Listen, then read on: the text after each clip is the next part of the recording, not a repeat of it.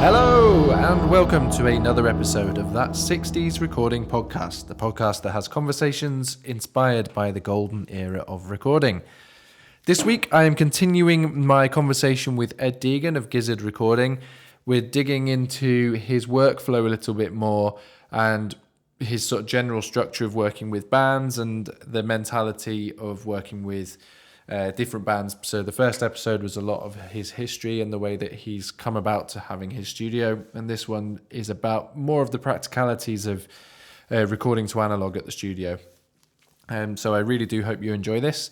Don't forget that if you would like to listen to some of the examples that we talk about, specifically at the end of this episode, you can do that by visiting the Spotify playlist. And I know Spotify is the devil, but we all use it.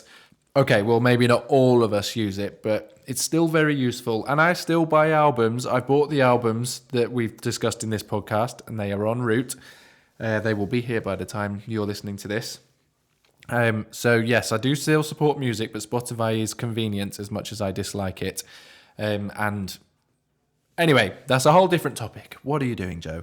So yeah, do go and visit the Spotify playlist, and if you don't use Spotify, just maybe use it as an index so that you can go and check out some of the music that we talk about on this. But so we'll just dive straight in. Here we go. Part 2 of my conversation with Ed Deegan.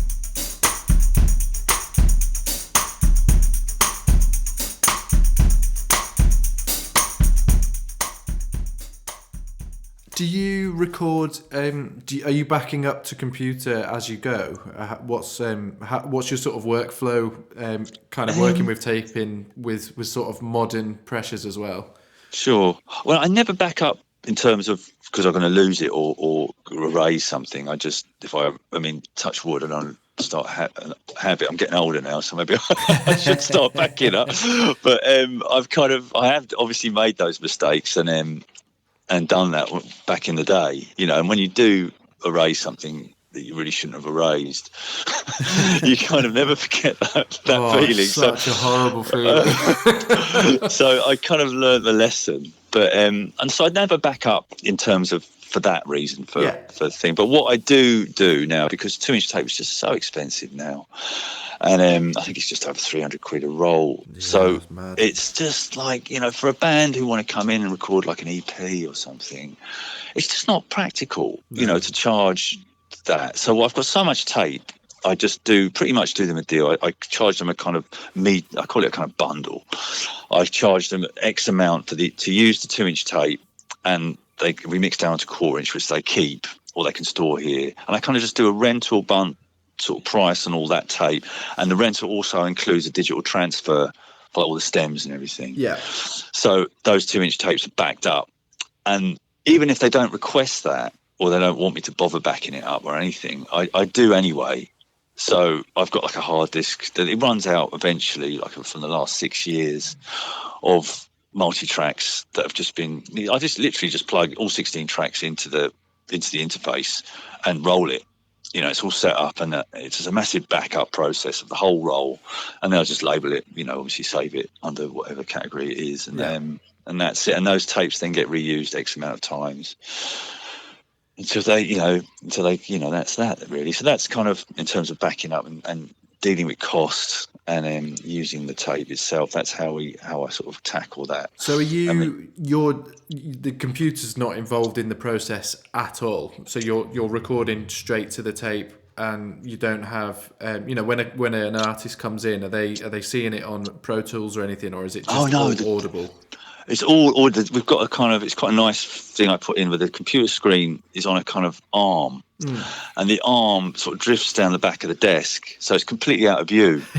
So you don't, and the computer, you can't even see it. It's in the corner somewhere. So all that stuff, keyboards, mouse, the lot just goes away. Fantastic. And the whole process just runs without any kind of visual, which I think is really annoying. Like, we're talking about musicians looking at each other. I think they should be looking at each other, not the screen. So I get shot of that completely. And then, at the end of the day, once it's mixed down to 1/4 inch, then of course it comes out because, they want to have a listen. We put it onto, WAV files and everything, and then, take it away. But if there's a budget in the project, the 1/4 inch tapes will then go off to Noel Somerville, who's down in Peckham. and he will then master it straight from the 1/4 inch to the lacquer, which is really nice to be able to do that. Yeah. So obviously it's a bit of a budget. You have to have a bit of a budget for that. But if the budget isn't there for Noel to do it, I just master it here, digitally, for the guys, and then it goes off from there, and the tapes around if that option ever becomes available, so it's nice. So yeah, it's nice not to have the screen there. It's awful having that. Well, it's refreshing to hear about it, because it's even if a lot of studios are still working to tape, but it's still all running through a computer essentially, and I like the idea that it's not at all, and you can't see any visual representation of what you're doing. It's all just reliant on your ears listening to what you've got there. Yeah, it does. I think it's really important, and those facilities they're not around. You can't, do X amount of takes and pick the best bits and put them together. You have to kind of run in that kind of tape fashion. And I really do think it helps people's decision making, and not all the time. Obviously, if people have found us and they want to come and try this way of recording, it's usually because they don't want any of those facilities anyway that digital can offer, and they're kind of tired of that, and they want to be able to realise things without all that kind of carry on. And I think coming here and because we can run it and we no problem whizzing the tape back, dropping in, it will move fast. Yeah. It's really refreshing for them to just have this hands-on physical, approach to the process, and it's really responsive. And you work as a team, constantly questions. I'm constantly asking them, how many overdubs, what are we thinking on here? And it's a constant conversation. The project is, as of course in the digital, I don't think that conversation drops a little bit, because you can constantly just keep stuff. Oh, we'll worry about it later. Oh yeah, we'll fix that. We'll see what happens later on. We'll see how we go. Nothing's ever resolved, throughout the process. And I think, I'm not saying that's worse or better really, but for me personally, I just like things to be, I like to know where I'm going. It's making decisions, isn't it? And it's something I come across in what I do as well. And I don't work all analog in the way that you do, but I like to commit to, once a take is working, like a usable take, you go great, we're going with that now, and you build everything else on top of it. There's nothing worse I find than trawling through take after take, choosing the best, going back in again and then coming out again. And then, no, let's go back over. It's like really annoying. You kind of, your focus drift. I don't know. You find yourself sort of floating around in sort of limbo.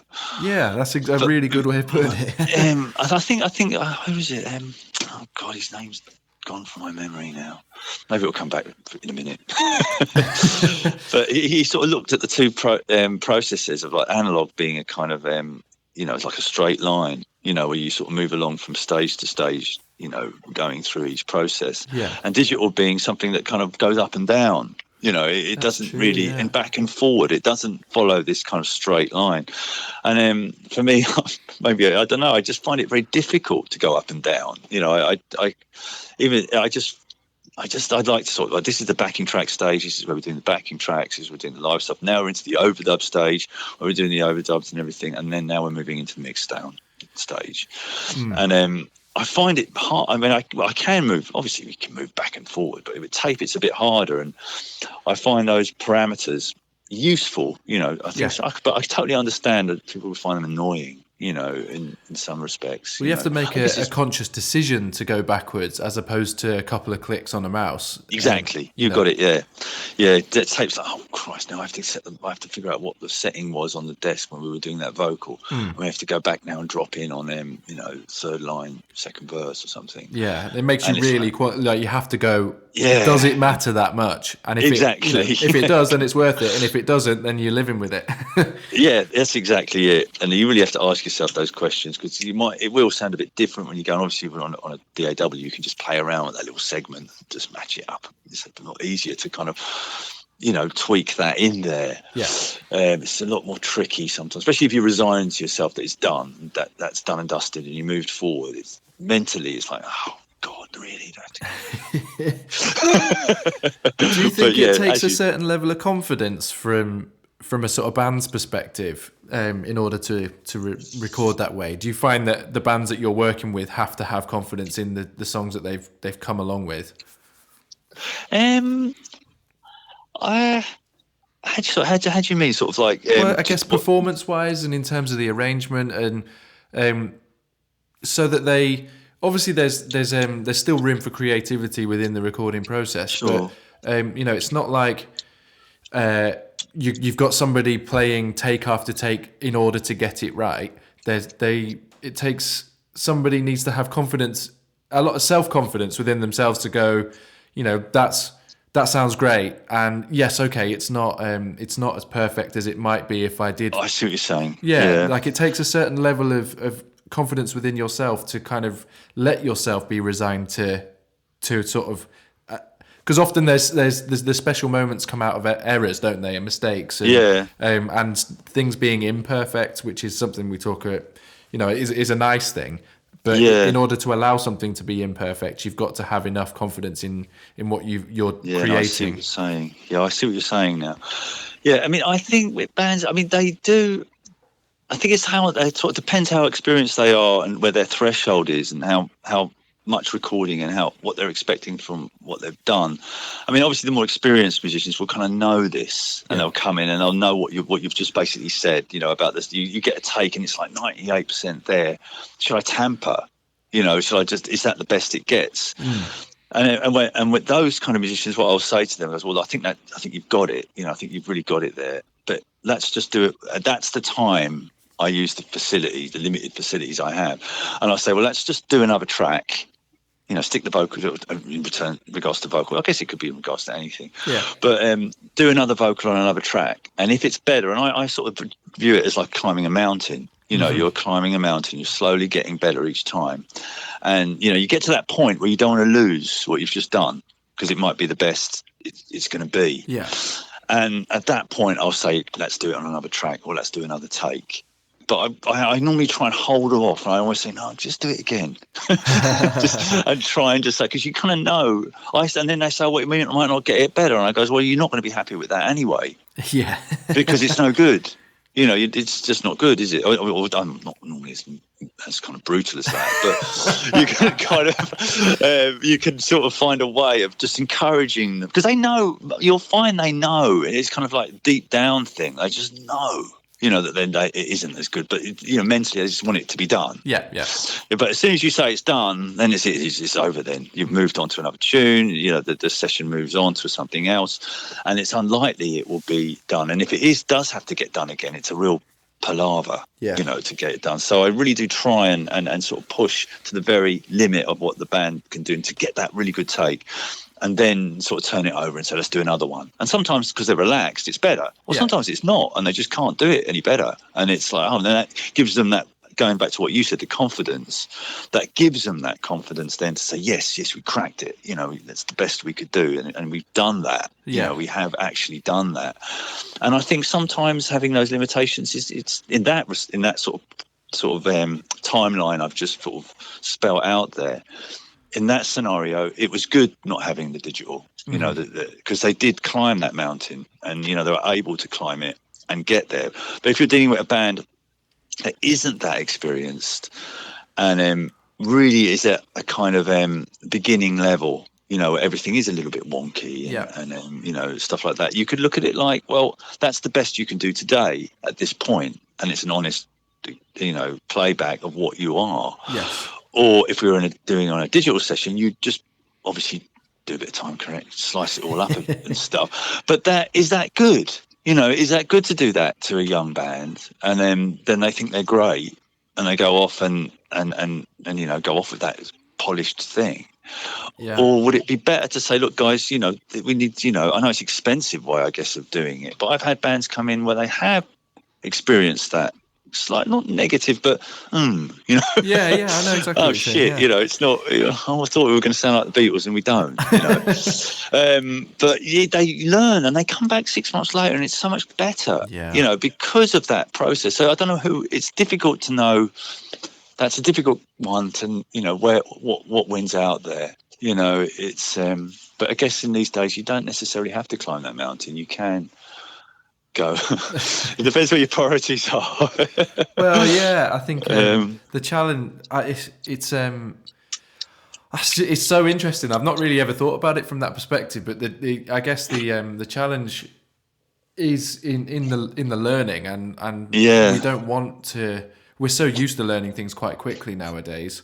If you want to learn how to fix your washing machine, you quick video on YouTube, and it's amazing, isn't it? Somebody's looking at your exact washing machine, and you can just copy them.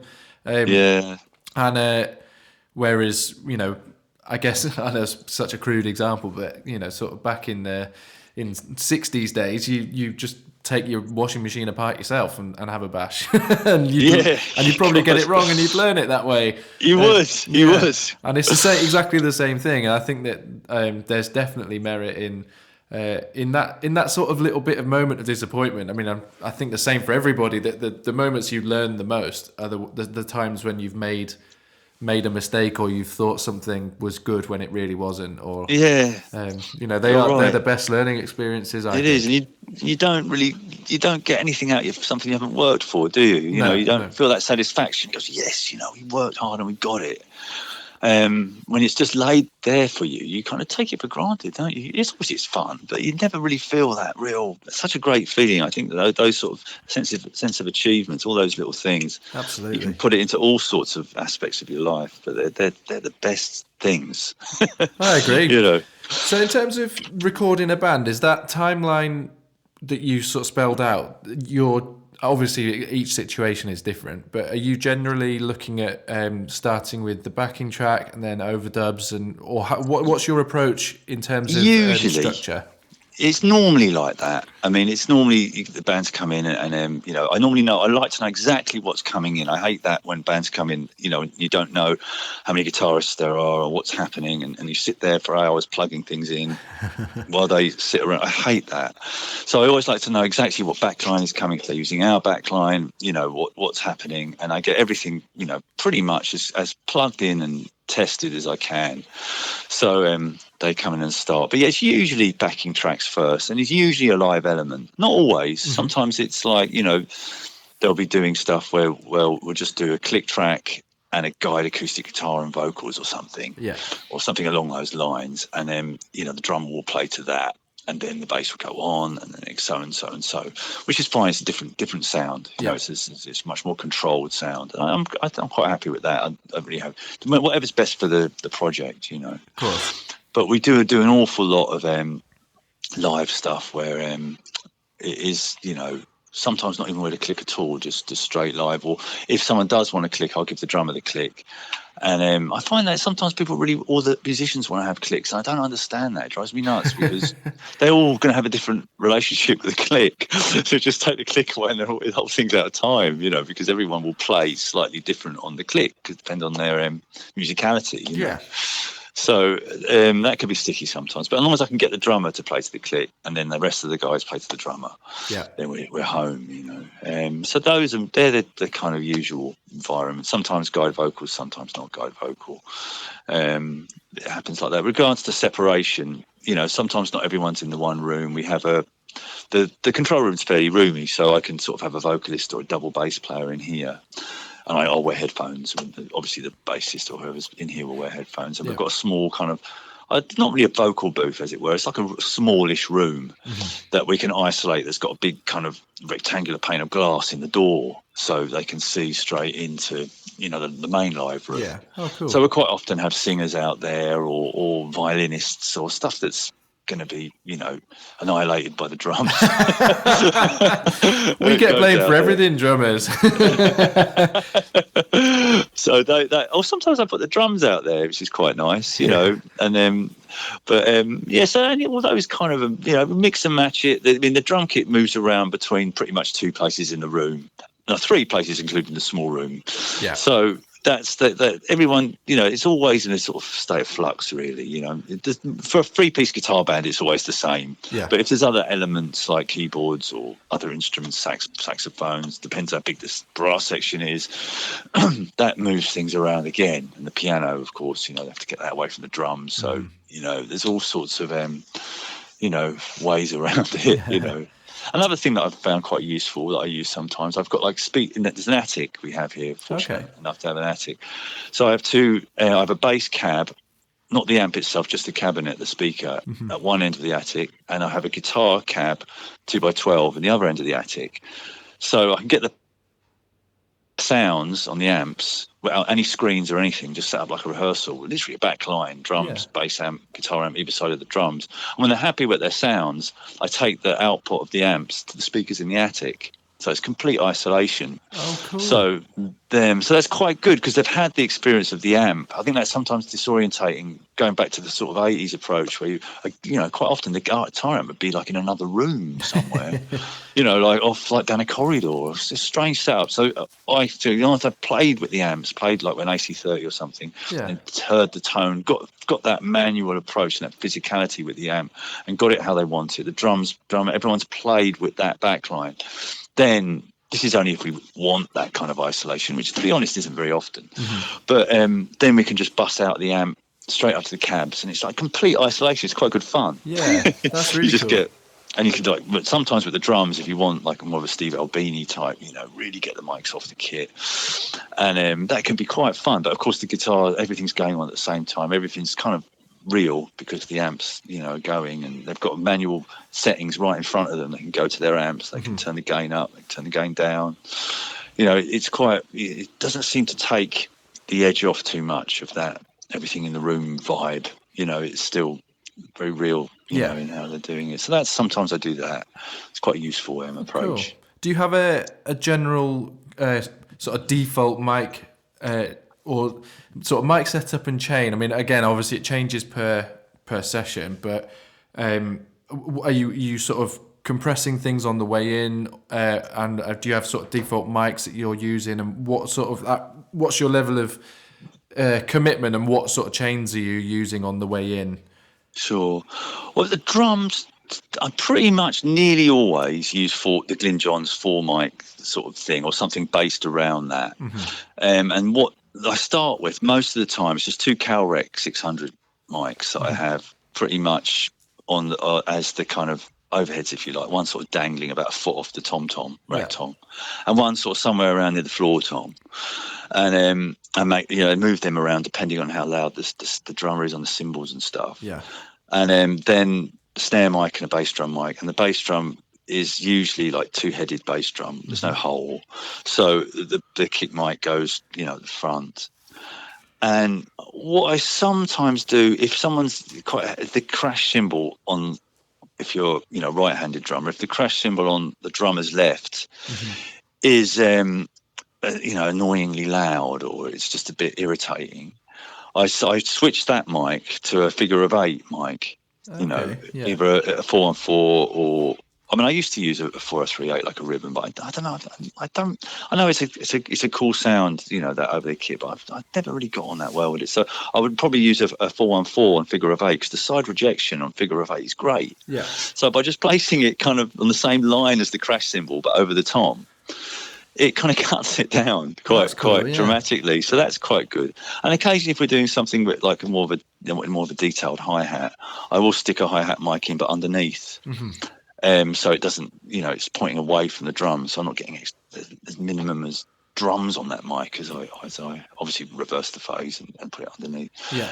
And what I do find sometimes useful in amongst all that, I've got like a room mic, literally just going back to using cheap gear. I've got like a PZM, one of those sort of realistic things that's just like stuck to the ceiling. Yeah.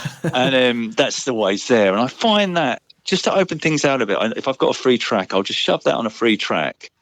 And if I want more of a wash of cymbals at the end of the day in the mix, I might just bring that in a bit, just to, or sometimes if I want more of a sonics, like a really crunchy thing, I might just use that. Yeah. Because it's quite near the drums, and I'll just have that as mostly the drum sound, but with like maybe sneaking a bit of kick and snare along with. So I do play around a lot, but that's my basic. The Glyn Johns thing is normally what I've found after experimenting so much time. It's the quickest to get a good sound on. That's really why I probably use it, because normally people want things done quite fast. Yes. So I will have that set up as a starting point always, and I'll set that up, and if it works, it works. If it doesn't work, I'll I'll figure it out. You know, change things around. I would guess that often I can't imagine many situations in which it wouldn't work. I guess it works 9 times out of 10. Exactly. Yeah, you can't go wrong with it, really. And the room's nice, so the cymbals aren't overly loud in the room. You know, everything's balanced. You know, if the drummer's balanced, it will sound good. Yeah. You know, so it's and the drums always tune nicely, so it's a winner. Yeah. I do have though is a more, you know, on the bass drum, I do have a mic permanently inside it, going against the kind of 60s tradition. Yeah.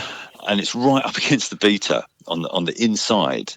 And if we do want any kind of, you know, more, you know, kind of a modern approach, sometimes I gate that mic and you know, compress it heavily, and just sneak that mic into the equation ever so slightly. And I find it is quite useful on the heavy rock stuff, you know, where they just want a little bit more attack, you know, and it just provides that without, you know, but you've got to be very careful with it. It can sound horrendous, but that's a useful trick I find, you know, occasionally. Bass amp's always mic'd, very rarely DI it. And that's interesting. That's not often see bass amps mic'd. It seems to be default to DI basses. Yeah, no, I know what you're saying, but I find I experimented with DIing from the back of the amp and all that stuff, and I just found I always preferred. Again, you know, it's can be a bit foggy at times, the sound in comparison. Obviously, it is compared to a DI, so like tangy, you know. Yeah. But I just find it sounds better in the mix. That mic, if it's a good amp, you know, it's a good setup. It just sounds really good. And I sort of put up with the negatives of it just for that, because what it does in the mix. It just always sits lovely. And guitars usually 421, you know, Sennheiser mics. So I usually use those on the guitar cabs most of the time. And that's kind of a start off kind of setup, you know. Yeah. For stuff. I wanted to ask you about your oil drum reverb. Go for it. Yeah, well, I've never seen one before. Just as soon as I saw it, I think I read it on your website, and I just thought that's the coolest thing I've ever heard. Well, because I'm a big fan of like the Radiophonic Workshop and all that stuff. I could quite happily splice tape loops and mess around with that all day on my own. You know, I'm quite happily doing that for years. But I was reading an interview or an article on Daphne Oram. You know, she was a massive influence, really, in terms of what she was doing. And I was reading through, a guy was talking about visiting her studio in Kent, and you know how, you know, it was basically a house really, but what she had set up there, and he just said in his passing, you know, commentary, he said, and she had this oil drum in the garden that she used for reverb, and it stuck with me. I was what's an oil drum in the garden that used for reverb? how did she do that? And then as I looked into it, I thought, what she would have done is just shoved a mic inside it, like an Omni mic, and got a little speaker on the top, on the big hole, and just literally plumbed in sounds like a chamber. You know, so I got myself one on eBay, I don't know, for 10 or something. Yeah. And just was really, really quite amazed with how much fun this sound was, you know, and it's become something we've used. It's not something you can use every day, but if like that was our only reverb, we'd be in trouble, you know. But it's really great, like for a sort of tangy metallic quality, especially on vocals, for a weird vocal, or you know, on the drums, on the snare drum, it's quite funny, you know. It's a doing. It just sounds like this in an oil drum. Yeah. But for Daphne's stuff, I mean, she was using oscillators all the time, and I can really see why she used it, because you know, using a sine wave oscillator, it's just like there's no harmonic distortion or anything harmonic in that sound. Yeah. But as soon as you stick it into the oil drum, you know, the signal into the oil drum, all that sort of sharp metallic, you know, waves and the really tangy kind of, you know, the sort of frequencies it creates, it sounds incredible. So it's when I'm doing anything like that or anything otherworldly, you know, in terms of how I want it to sound, even like an acoustic guitar sometimes, or even oscillators myself, it's really handy. You know, it's just reverb, but it's not reverb, if that makes sense. I completely hear what you're describing. It's almost like it sort of adds it puts it in a space that is exactly. It's like a spindly kind of quality that is just what's that? It's really interesting, catches the ear. Amazing. And it's just useful to have around, and it's a nice story, and it's great to have a bit of that going on. Definitely. I'm gonna have to get one. It's work. You'll have fun with it. It's so cheap as well. Just get an old speaker out of something, and then just so I've got it's hanging on a wall in our hallway as you come up the stairs. So it's kind of like sort of horizontal. So to get the mic in, I've got this like stick. I have to stand on a ladder, and I have to kind of coax the mic to the bottom of the drum, and then there's a speaker that kind of lives on the front of it that just pumps the sound in. But it's great fun, really good fun. Oh, really cool. I was looking through some of the sort of things that you've put on the website as sort of examples of sound, and I've been listening loads to Holly Golightly and and I think she's incredible. The sounds on those records are, I mean, particularly the Get Along, which is the track that you put on the website, but that whole album. If I'm honest, it sounds exactly what I would have hoped a record at your studio sounds like. It just, great. I love it. You can hear everything that you've talked about. Good. Yeah, I mean, I just wondered, is maybe not necessarily that record, but is that in terms of things that you're kind of proud of, or kind of sum up your attitude towards creating? Would that be a good example? And what other examples have you got? Definitely. For that really sums up that kind of area of on regards to like recording live and getting a band to sound good like they do.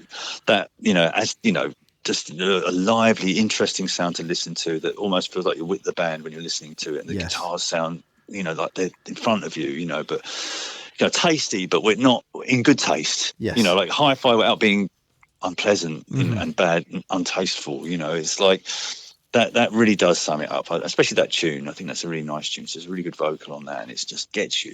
It's the drums are lovely. The way they sort of ebb and flow. They really do ebb and flow. That's something you don't often hear. With drums, and it's not I was kind of weighing up just then as you were speaking whether or not to bring it up, because it feels like it's a negative thing. I know what you're saying. Yeah. And I didn't want it to come across as a criticism, because it isn't. No, it just sounds like it sounds vibey. I mean, like it does, doesn't it? And that is Bruce. I mean, Bruce, the way he plays, he always plays off the vocal, and he will always respond to everything the vocal does. So in that respect, it was a guide vocal, but however Holly sung it, he would have responded to that more than he would have responded to anything else in the room. So and then of course we respond to him. So it's something that he has in his locker that it's rare, and it always sounds really cool. I don't know how he gets away with it, but he does. It's good that you notice it and take it on like as a positive thing, because it is on that session. He really does a lot of it, and it's good. Yeah, it is good. I mean, it's I talk about it. I've talked about it a lot, but the sort of, as a drummer, I'm pre-programmed to want everything to be perfectly in time. Even when I hear something that I've done that isn't in time, I kind of want to fix it, because I'm more concerned about what other people are going to think about it than what I think about it, because I don't care as much. I think if there's one particular record that I played on where we did it all live through. It's this that I have a band called the Hootenanny. We have this project, and there's one fill in it that I do that is, I would describe it as like a Bruce-like fill if that's what we're talking about. It's kind of a little bit wonky, and I had to really let myself live with it and sort of accept that that's how it was. But now I love it. I think it works quite well. And it gives you, sometimes in a bit of time, you kind of grow to like it, don't you? At the time, I know what you mean. You're so critical. You're wanting to stamp these things out all the time. And that's one thing about going back to the tape. But sometimes it's much more. You're much more likely to leave it in on a tape machine than you might do on a DAW, as you know, you just get the mouse out and away you go. Yeah. But it's having a time limit sometimes keeps these things in as well, and moving quickly, you kind of forget about them, because we've got to move on now. and you kind of they stay there, and you think, oh yeah, actually, I'm glad it does. I'm glad it's there. I'm glad it remains. It's good. But yeah, that record sounds amazing. And the other reference you've got is the Modern Nature record, which again, it's got they don't sound similar at all, but there's definitely a similar. I'm coming from particularly a drummer's perspective. The drums have got that crispiness about them, and that sort of thwack that tape gives the drums. It's just really satisfying, sort of like the initial sort of hit of the drum is really thumpy and leathery and lovely. Yeah, no, that's a good. That's like that. I guess that's the sort of two sides to what we do. I guess you've got the Holly stuff, and Modern Nature is a bit more experimental, and there's more aspects. I mean, that wouldn't necessarily have been done completely live. Having said that session was probably done guitar. Actually, that session was done live. What am I talking about? But again, so they were recorded exactly the same way. The same kit, in fact. Oh, interesting. Because we have the studio kit, the Premier kit, which is always used. It's unlikely. It's unusual for it not to be used. And unless someone's got a round badge Gretsch that they particularly want to bring in or something, it will always be used. And the cymbals and everything. So it's exactly the same kit, just different drummer. The Modern Nature stuff, again, it's a slightly different, again, there's a few tape loops on that, things like that on that album. So that brings out that side of the studio, more than the organic kind of playing live stuff, which is really nice to have the two kind of marrying up, I think there seems to be a trend for that kind of tapey drums and bass feel, with a more sonically experimental sort of over the top, which Modern Nature has, and that a lot of things that are happening nowadays, it seems to be that way, which as a drummer I particularly like, because I think that sort of sound on drums is amazing. I'm really into it. Oh, good. No, definitely. So we do. That's those examples, and I think there's another example up there. Singer songwriter that we worked with, Joe stuff. Her stuff is like going down a slightly more sort of Kate Bush kind of avenue. Yes, all the backing track on that. I mean, there's piano and vocals recorded all live, and all the layerings, all the more sonic experimental sounds you hear. That's all. None of those are actual instruments. They're all tape loops, and cool. And even though it might sound quite contemporary, this is another twist that I think that really interests me. Is none of those are actually instruments. They're all found sounds, like lampshades being knocked with a contact mic attached to it, and then the drums are built up from. I mean, I like things around like household things as opposed to drums. So but it sounds like it might possibly be an 808 drum machine. It does, it does. But it's not. None of it is. So it's another thing that I really like doing. I the radiophonic workshop influence there. I mean, I really enjoy doing stuff like that. So again, it's all those sort of three examples pretty much sort of sum up. The extremes of the tape thing, I guess for me anyway, my take on it all. Is it more challenging to get those more, if you call it, radiophonic workshop type sounds, if you want to call it that? Is it more challenging to get them than to say get the Holly Golightly stuff, where perhaps it's just a case of setting the band up and getting a solid sound? Yeah, absolutely. Yeah, you need far more time to sort of sit back and conjure all that stuff up. The live thing, obviously, you've got the musicians to help you, or anyway, and the parts are written, so everyone can come in and play them. So it's a far more, and it's what we do more of, just purely for that reason, because you can't have a band coming in and saying, "Oh, can you create that radiophonic workshop thing?" It takes hours. we only would have got sort of 8 bars or something. And, it's like it's that's a sort of specialist thing that it has to happen sort of almost like this when I'm incredibly involved in the production side of something. My influence, depending on how much I'm involved in the project, will depend on how much of that sort of stuff finds its way into the project, or how, I mean, sometimes it's not necessary. Like with Holly stuff, it wouldn't work. It would be a bad idea, you know. So it's not necessary. It's like a different vibe. But on that Holly stuff, I get to play guitar, so it's great. So it's like a different, way in, So it's all, there's a time and a place for everything, I guess. Yeah. Well, I hope that that's the key, I guess. That's time it. and place for everything. I'll link to those tracks, and I hope people go and listen to them, because what I've enjoyed is listening to them this week and then chatting to you about them and hearing. I've almost done it in reverse to what people might do if they're listening to this, but I like to hear your approach and then relate it to a sound, because it's so easy to talk about these things and you kind of you build up a mental picture of what happens when you hear someone talking, but to actually hear the sounds that you're talking about, it makes a lot more sense. And it sort of brings it into reality. So yeah, I've really enjoyed it. Oh, thanks, Joe. Thanks so much for asking us to do this. I've got a lot out of it. It's nice to have a chance to rant away. No, absolute pleasure. Thank you for giving us so much of your time. It's amazing. No worries at all. Anytime. Fantastic.